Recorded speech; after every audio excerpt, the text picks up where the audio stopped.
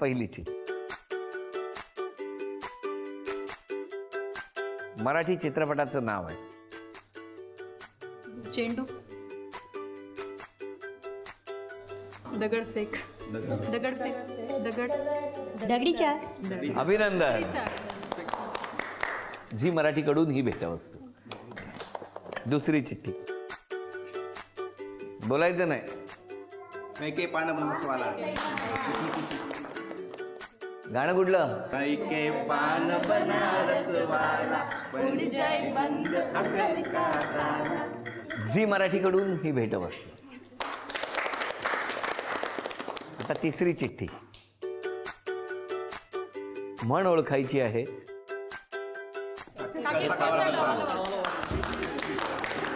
सगळी बक्षिसं मिळवली पटापट. झी मराठीकडून ही भेटवस्तू. अभिनंदन. बोललेले की आपण कुकर घेऊन यायचं ना. केप्रकडून ही भेटवस्तू तुमच्यासाठी. अभिनंदन. तुमच्या 3 अपेक्षा सांगा मिस्टर. मला त्यांनी लग्नाच्या आधी प्रॉमिस केलं की ते मला लडाखला घेऊन जातील. बर. अजून घेऊन नाही गेलेले आहेत. काय हो? काय कब लेके जल्दी लेके जाऊंगा. जल्दी लेके लवकरच घेऊन जातील. तुम्ही लढाई करू नका. दुसरी. आणि म्हणजे माझी एक इच्छा असते की आम्ही मंडे टू फ्रायडेपर्यंत दोघंही फार बिझी असतो, तर ॲटलिस्ट सॅटर्डे किंवा संडे थोडासा टाईम स्पेंड करावा. म्हणजे असं नाही की मॉलमध्ये जाऊन फिरावं किंवा इकडे तिकडे. एक अर्धा 1 तास कुठेतरी बाहेर जावं, बोलावं, काय आपल्या लाईफमध्ये घडामोडी चालल्या डिस्कस कराव्यात. थोडंसं फ्रेश राहतं त्याच्याने वातावरण. काय हो? 2 साल के बाद. थोड़ा वेळ तरी द्यायला काय प्रॉब्लेम है तुम्हाला? नहीं, अभी मैंने कुछ नया बिजनेस सेटअप किया है, उसके वजह से थोड़ा बिजी हूँ, तो थोड़ा टाइम निकालो. कोशिश करूँगा. तिसरी अपेक्षा अशी काय पर्टिक्युलर नाही, ते जसे आहेत शांत तसेच राहावेत. असे शांत राहा. तुमच्या सांगात आपकी 3 एक्सपेक्टेशन. थोड़ा शॉर्ट टेम्पर्ड है, तो पहले बहुत ज़्यादा थी, बहुत बोलने के बाद थोड़ा कम हुआ है, लेकिन still see need some improvement उसमें. धन्यवाद. दूसरी पैसा बहुत खर्च करती है. बहुत खर्चीली है, बहुत ज़्यादा. काय हो? नवरा सीएम म्हटल्यानंतर खर्च करायला पाहिजे. इकडून छापणार तर इकडून मी खर्च करणार. तीसरी जैसे फैमिली को संभाल रही है वैसे ही संभालते रहे बस. अभी आज सॉरी अगर कहना है तो किससे कहेंगे, और थैंक यू बोलना है तो किसे बोलेंगे? सॉरी बोलना होगा तो शायद मैं अपनी मम्मी से कहना चाहूँगा. वो यहाँ है नहीं, उसी को बोलना चाहूँगा सॉरी. और थैंक यू बाकी सब लोगों को कहना चाहूँगा, क्योंकि ये लोग सब लोगों ने हेल्प किया हम लोग दोनों को एक होने में. तो थैंक यू सब के लिए, लेकिन सॉरी उसको ही. तुमच्या बाबतीत? माझ्या बाबतीत मी भाऊ माझा आता नाही आहे, मागच्या वर्षी त्याची डेथ झाली आहे, तर मी त्याला सॉरी बोलू इच्छिते. कारण तो फार हर्ट होता माझ्या लग्नानंतर की तू असं नव्हतं करायला हवं होतंस. नंतर तो कन्व्हिन्स झाला किंवा चांगली फ्रेंडशिप दोघांमध्ये झाली, पण ज्या वेळेला मला खरोखर त्याची गरज होती तेव्हा तो स्वतः हर्ट होता. त्याच्यामुळे मी त्याला सॉरी म्हणते की तू नाही आहेस इथे, बट स्टील मला असं वाटतं की मी जे केलंय ते आत्ता तू बघायला हवं होतं. मग पुढे भेटण्याची ठिकाणं तुमची? कारण एवढा चाकणमध्ये कॉलेजमध्येच. बरोबर. आमचं कॉलेज खूप लांब आहे गावापासून, 3-4 किलोमीटर. बाहेर भेटण्याची गरजच वाटली नाही जास्त, कारण कॉलेजला साधारण फर्स्ट इयर सेकंड इयरला आम्ही बरोबर होतो. बरोबर. एकाच वर्गात होतो. मग जाणं येणं एकत्रच असायचं? वेगळे जायचं, पण असायचे मागे पुढे. वर्गात एकाच वर्गात होतो, त्यामुळे काय असायचं. मग त्यामुळे कुठे बाहेर भेटण्याचं किंवा पुण्यात जाऊन भेटायचं वगैरे असं कधी नाही? नाही, जास्त कधीच नाही. जास्त नाही म्हणजे आहे. काय हो? काय झालं? नाही तशी वेळ नाही. काय तशी नाही वेळ आली? नाही आली. इकडे ह्या म्हणतात पुण्यात भेटलो म्हणून. नाही, पुण्यात नाही. काय खरं सांगा माऊली? नाही, त्यांच्या मित्राच्या घरी भेटलो. पुण्यात नाही. मित्र कुठे राहतो? इथेच राहतात जवळ.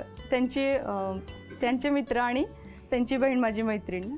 बरं. पण तुम्हाला टेन्शन नाही आलं? एवढ्या टेन्शन होतं. एवढ्या छोटं गाव, त्या गावामध्ये तुम्ही एकमेकांना आवडत होता, अशा वेळेला इतर कोणी बघितलं तर किंवा कोणाला संशय आला तर? हो, बोलताही नाही यायचं. मग नाही यायचं ना. पण कसं काय मग घरी कळलं कधी?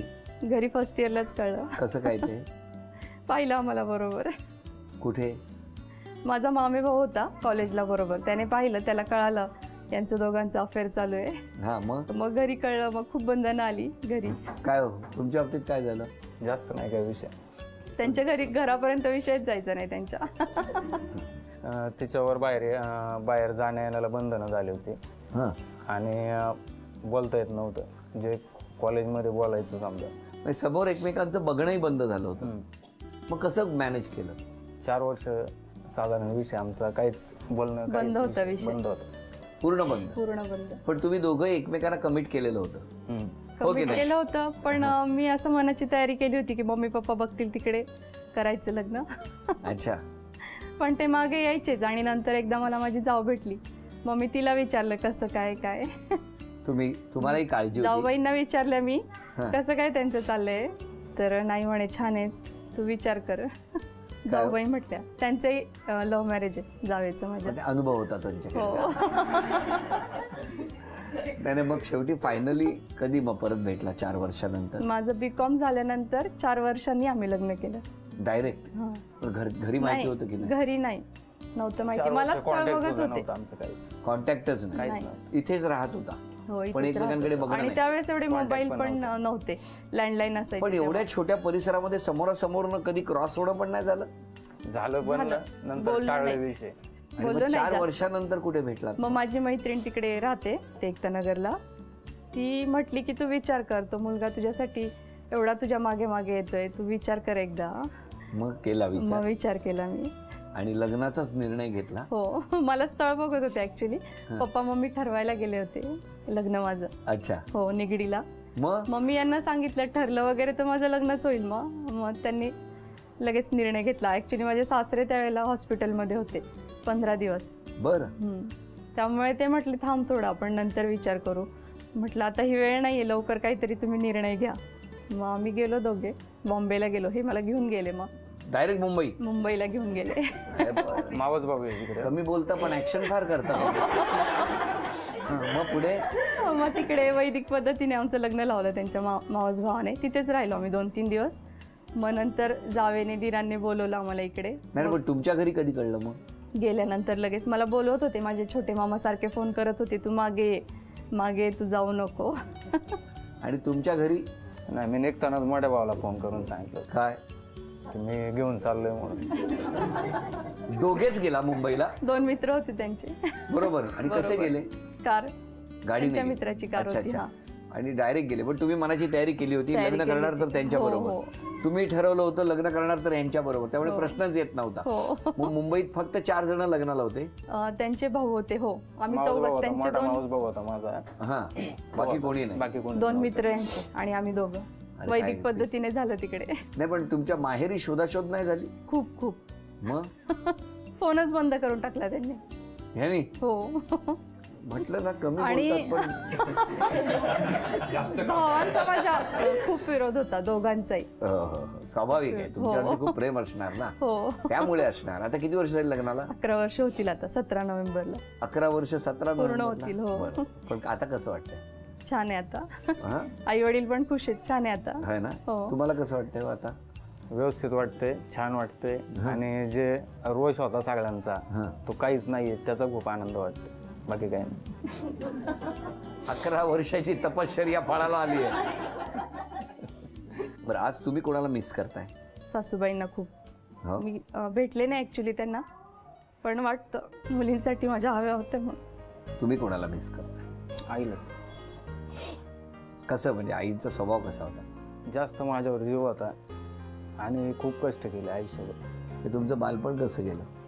बालपण चांगलं गेलं, कारण वडिलांनी कुठली गोष्ट कमी करून नाही दिली, कमी पडून नाही दिली. एखादी गोष्ट मागितली की मिळायची. आज हे सगळं वैभव बघायला आई पाहिजे होती असं वाटतं.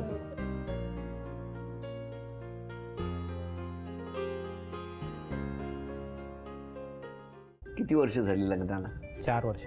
4 वर्ष झाली. म्हणून 4 फुटाचं अंतर ठेवलं का? जवळीक पाहिजे तर जवळीक देतो.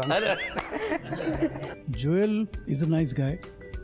आणि मला फक्त एक आठवण आहे त्याच्या लग्नात तिकडे बसईला जाऊन खाल्लेलं मटण. हा